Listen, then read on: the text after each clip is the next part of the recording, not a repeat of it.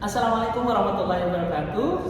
Halo Sobat Arsimbo, apa kabar semuanya? Ketemu lagi dengan saya Hasim Asyari di Suara Arsimbo Podcast SMP Lab UM. Let's talk your story. Episode kali ini saya akan membawakan sebuah tema tentang guru penggerak. Dan sudah hadir bersama kita Ibu Kepala Sekolah SMP Lab UM, Bu Yayu Hadnawati. Assalamualaikum Ibu. Waalaikumsalam. Gimana, baik-baik? Alhamdulillah sehat. Kemudian juga hadir bersama kita tiga guru penggerak dari SMP Lab UM, guru-guru yang hebat ini. Yang pertama, saya Alani Agus Widiani, saya guru Bahasa Indonesia SMP Laboratorium UM. Oke. Yang kedua, Halo, saya Ibu Sri Utami, pengajar matematika di SMP Lab UM. matematika ya. Oke. Pelajaran sulit ini ya. Oke, yang nomor tiga. Saya Dinda Rizky dari SMP Lab juga, saya mengajar IPA. IPA, oh ya, SMP Lab UM tiga guru penggerak, yang luar biasa. Nah, sekarang selamat ya untuk kalian yang sudah lolos menjadi guru penggerak ya. Guru penggerak paling banyak di sekolah di Malang Indonesia. Di Indonesia, luar biasa ya. Oke, yang pertama saya mau tanya sama Ibu Kepala Sekolah. Ibu, ini gimana Bu? Ini bisa mengantarkan tiga guru sekaligus menjadi lolos di guru penggerak, padahal yang lain itu banyak yang antri dan banyak yang tidak lolos. Ya, alhamdulillah ya, memang inilah SMP Lab UM. Ya.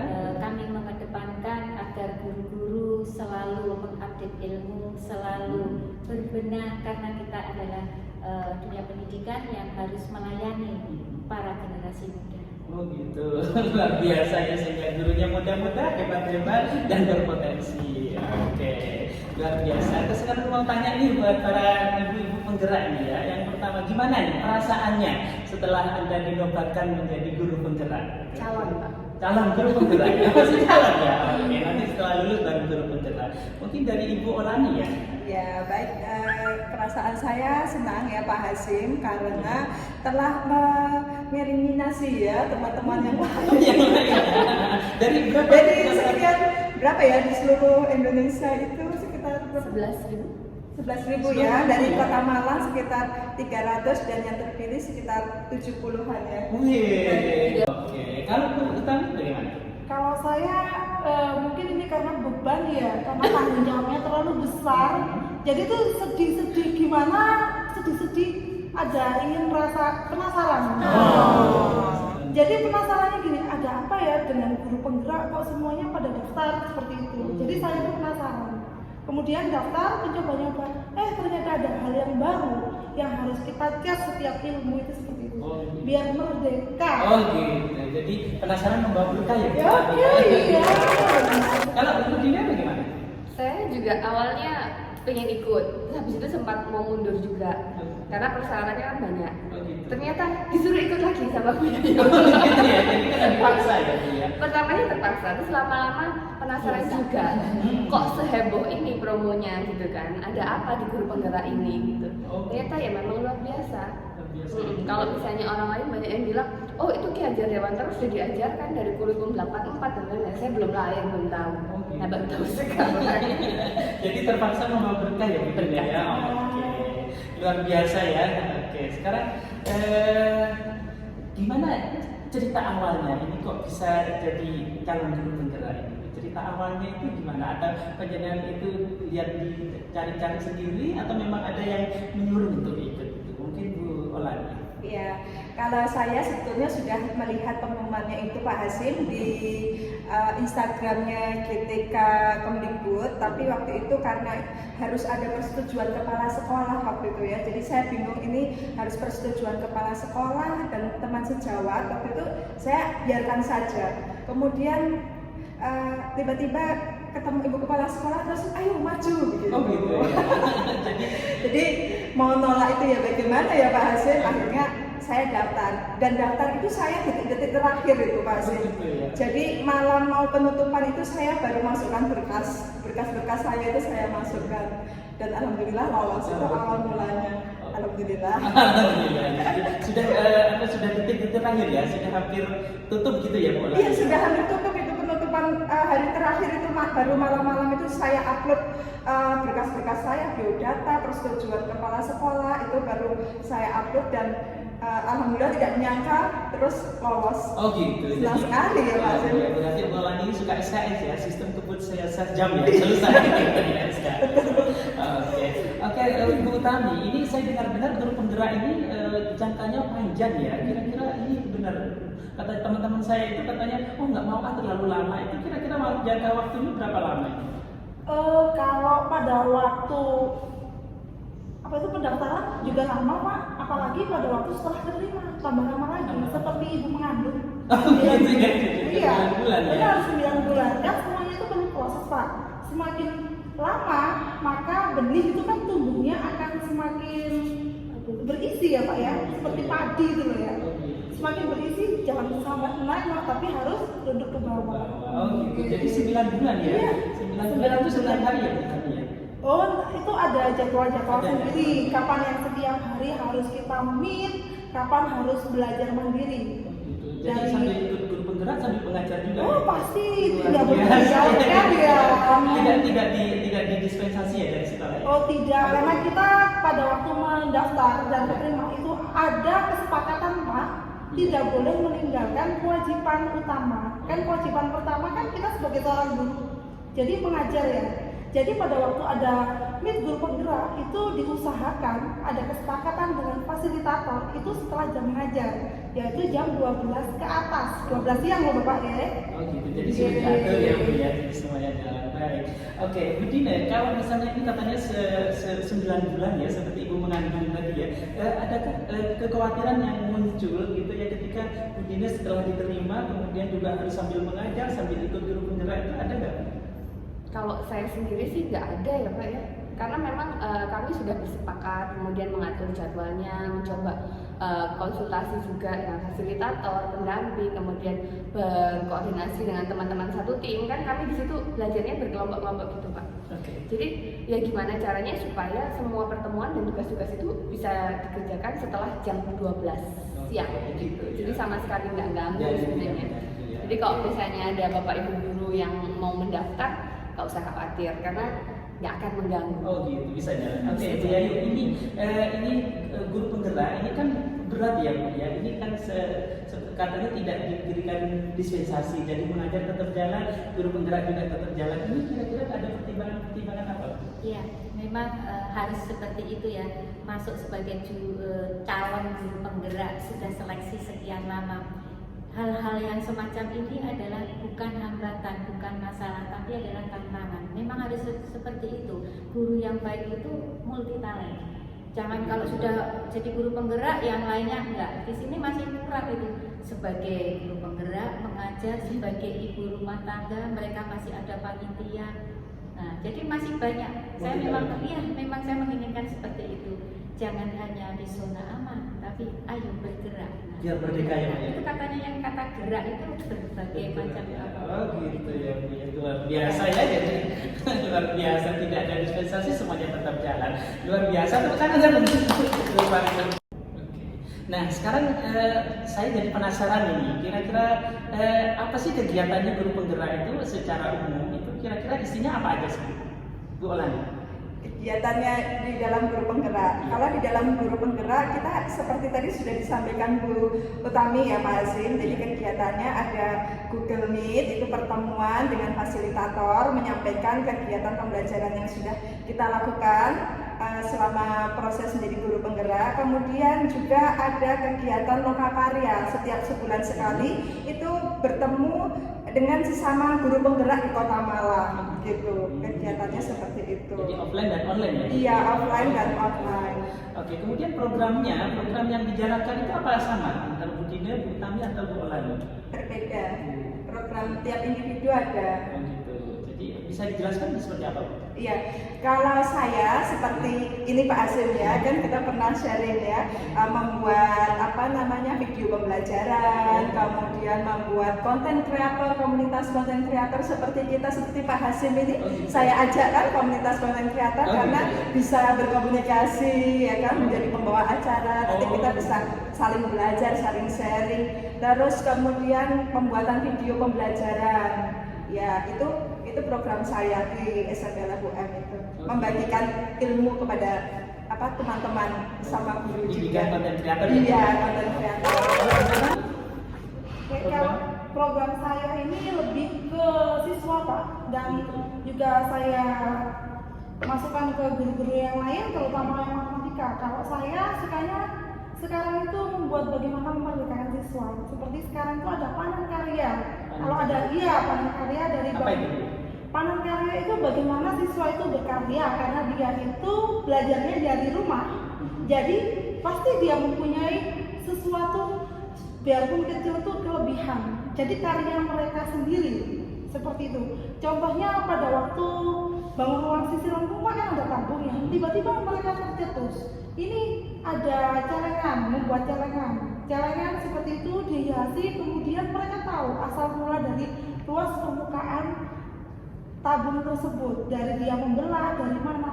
Kemudian menemukanlah luas dari permukaan tabung tersebut. Jadi merdeka berpikir ya? Merdeka berpikir. Oh, Oke, ada lagi Pak yang Pak mungkin selama ini tidak kita pikirkan Pak ya. Ada siswa yang sudah menemukan bagaimana asal mula luas permukaan bola. Ternyata dari mana? Dari kulit jeruk Pak. Jeruk itu dipotong, kemudian dijiplak, kan ada lingkaran. Lah kulitnya tadi kalau ditempel di lingkaran tadi kok pas, tidak ada sisa itu. Oh gitu. Iya, Hasil jadi dari itu ya? hasil. Luar biasa. Seorang penemu ya nantinya ya, Iya, jadi profesor. ternyata banyak juga. Terus soalnya dulu pada waktu SD mereka tuh cuma menggunakan rumus dan rumus, tapi dari mana tidak tahu, untuk apa tidak tahu. Mungkin karena ini manfaat dampak positif dari COVID-19 ya Pak ya. Jadi mereka itu ada pemikiran ke situ, kecakapan hidup. Oh gitu. Jadi luar biasa ya. Iya. Jadi berangkat dari situ. Iya, benar sekali. Kalau di di programnya di bidang apa? Saya juga sama dengan Bu Sri Utami. Ya. Saya mengajak teman-teman guru IPA yang lainnya untuk mulai menyelenggarakan pembelajaran yang berdiferensiasi sesuai yang diajarkan di guru penggerak. Jadi kami di situ diajarkan Ki Dewantara, kemudian berdiferensiasi dan lain-lain. Nah, saya coba gabungkan dengan learning ownership siswa. Jadi kan ide awalnya itu karena kita kan di masa pandemi ini jarang bertemu dengan siswa. Nah, kemudian saya berpikir ternyata dari hasil evaluasi beberapa pertemuan saya melihat siswa itu sangat ketergantungan dengan gurunya ketika belajar. Jadi saya berpikir gimana kalau misalnya dia di rumah tetapi dia punya kesadaran diri untuk belajar dan tahu cara belajar. Nah, itu saya adakan beberapa pertemuan secara bertahap. Jadi mulai dari saya sajikan dulu materinya, kemudian saya minta siswa yang mulai memilih apa yang akan mereka eksperimenkan di kelas itu bebas. Jadi berdiferensiasi berdasarkan sumber daya yang mereka punya di rumah dan pengetahuan yang mereka punya sebelumnya gitu. Sehingga bisa menemukan sesuatu seperti Ya, jadi kok misalnya ada guru-guru yang bilang, oh 20 menit 1 jam pertemuan nggak mungkin kita menyelesaikan KIKD gitu kan. Nah justru di situ anak-anak dengan idenya sendiri dari satu pertemuan bisa banyak konsep yang mereka tuangkan. Jadi gurunya hanya mengajarkan, mengantarkan, membimbing gimana supaya mereka itu bisa ngerti cara belajar sendiri. Oh gitu, belajar mandiri ya. Belajar mandiri. Belajar lagi ya. Merdeka. Oke. Jadi ini melihat programnya 3 guru penggerak ini sangat luar biasa Bu ya. Ya, Sudah bisa menemukan ya. sekali. Oke, sudah menemukan seperti Bu Tami tadi, Bu Dina juga, Bu Lani juga. Kira-kira bentuk dukungan sekolah yang diberikan untuk 3 calon guru penggerak ini untuk bisa mewujudkan impiannya seperti apa Bu? Ya, kalau sekolah bisa memfasilitasi ya sebagai fasilitator saja ruang gerak mereka saya bebaskan. Muridnya mau diapain saja dibebaskan. Mau mengikuti komunitas apa saya bebaskan. Seperti Bu Dina ini kan ada komunitas baru ya dengan Pak Rio ya dari Jepang. Itu akan menambah wawasan beliau yang berpikir. Nah, saya lihat seperti itu tadi. Kebebasan dalam memilih materi, KD-nya sama, tetapi anak-anaknya itu memilihnya lain-lain. Misalkan bunyi, tentang bunyi saja. Dari kelompok-kelompok itu udah lain. Kalau dulu kan bunyi itu rumusnya begini, kalau bolak-balik ini begini sumber bunyi. Kalau itu yang kemarin saya lihat enggak. Kamu kepingin apa bunyi? Ada yang pakai apa itu sumber suaranya, ada yang dari botol ditutup-tutup, ada yang dari pulpen, ada dari itu kan mereka kreatif sendiri. Nah, itu yang saya inginkan bahwa anak-anak itu belajar tidak harus disuruh, tapi mereka ingin yang apa yang dipelajari. Apalagi sekarang kan zamannya kurikulum kita itu sudah dibebaskan. Apalagi zaman COVID, terserah mau yang mana yang mau diajarkan. Ini memberi ruang gerak para guru penggerak untuk bergerak. Jadi memang artinya itu gerak, kata gerak itu tadi untuk bergerak. Gerak dan bebas gitu ya, bebas. Iya, cuma memang kebebasannya tetaplah harus mengikuti kaidah dari pembelajaran di Indonesia ya, terutama ke yang ini tadi Ki Hajar Dewantoro, bagaimana membimbing anak-anak tanpa membuat anak-anak itu tertekan. Insya Allah nanti hasilnya akan lebih bagus. Kita lihat saja nanti SMP Lab itu setelah adanya guru penggerak 3 ini dan nantinya akan menyusul guru-guru penggerak yang lainnya, insya Allah akan lebih baik lulusannya. Geraknya semakin cepat ya Bu ya. Itu yang jaya-jaya dan luar biasa itu dari sini ya. Harus ditambahin semakin luar biasa. Semakin luar biasa. Jaya luar biasa, semakin luar biasa. Luar biasa. Oke, ternyata semakin asik kita hari ini. Nah, kemudian saya mau tanya nih, ini kan programnya berat, besar, dan panjang ya Bu ya. Kira-kira ngalamin kendala apa enggak ini Bu Olan? Gimana Pak? Ngalamin kendala apa tidak selama? Oh, kendala. Ya. Kalau kendala tidak ada ya Pak, justru merasa ketika kita mengikuti program guru penggerak ini kita semakin pinter, ya. Semakin pintar dan bertambah ilmu karena kita bertemu dengan guru-guru hebat lainnya dari sekolah lain, kita mendapatkan sharing gitu Pak. Jadi bagaimana di sekolah mereka dan kemudian di sekolah kita bagaimana, terus penanganannya bagaimana. Jadi kita menjadi kaya ilmu ya. Jadi bisa berkolaborasi dengan sama guru dan bisa menggerakkan murid-murid gitu ya, pembelajaran yang berdiferensiasi, emosional, sosial, seperti itu. Gitu ya, jadi semakin pintar ya dari sejarahnya. Kalau Bu Tami ini adakah hal baik apa yang Bu Tami rasakan setelah ikut guru penggerak ini? Sangat banyak Pak, mulai dari kalau kita ketemu sama orang hebat, kita kan merasa, waduh saya itu kecil banget ya.